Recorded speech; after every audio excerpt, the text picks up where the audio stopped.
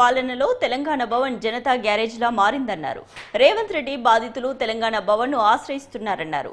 రాష్ట్ర ప్రభుత్వం తప్పులను కప్పిపుచ్చుకోవడానికి అప్పుల ప్రచారం చేస్తున్నారని మండిపడ్డారు. చర్చ జరగాల్సింది అప్పుల మీద కాదన్న మాజీ మంత్రి కాంగ్రెస్ ప్రభుత్వ తప్పుల మీదన్నారు. కేసీఆర్ కు 1000 ఎకరాల ఫామ్ హౌస్ ఉంటే చూపించాలని నిరూపిస్తే అది రేవంత్ కి రాసిస్తా అని కీలక ప్రకటన చేశారు కేటీఆర్. కోపంతో ఇవాళ ఎన్నికల ప్రయత్నాలు జరుగుతున్నాయి, మీరు గమనించండి. నిన్న ముఖ్యమంత్రి మాట్లాడతాడు, ఎన్టీ రామారావు గారు ట్యాంక్ బండ్ మీద పెట్టిన విగ్రహాల గురించి ప్రస్తావిస్తాడు హైదరాబాద్లో. కానీ ఇవాళ మొత్తం హైదరాబాద్ అంతా అచ్చరు పొందే విధంగా చూసే 125 అడుగుల నిలువెత్తు అంబేద్కర్ విగ్రహం గురించి మాత్రం ఆయన నోట్లకెళ్ళి మాట వస్తలేదు.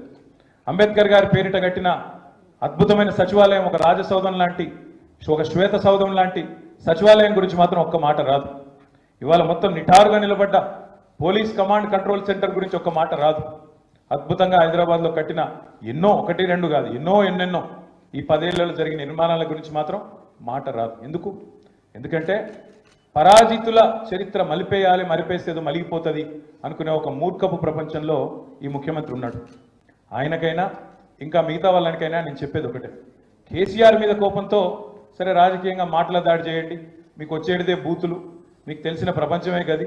కానీ ఒకటి మాత్రం పక్కా, కేసీఆర్ మీద కోపంతో తల్లి రూపాన్ని మార్చే ప్రయత్నం చేస్తే మాత్రం చరిత్ర క్షమించదు. తెలంగాణ తల్లి రూపాన్ని మార్చే ప్రయత్నం నాకు తెలియక అడుగుతా, వాళ్ళ భారతదేశంలోనే అత్యంత సుసంపన్నమైన రాష్ట్రం, నా లెక్క కాదు, రిజర్వ్ బ్యాంక్ ఆఫ్ ఇండియా లెక్క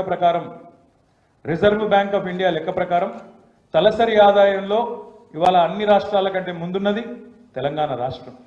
అట్లాంటి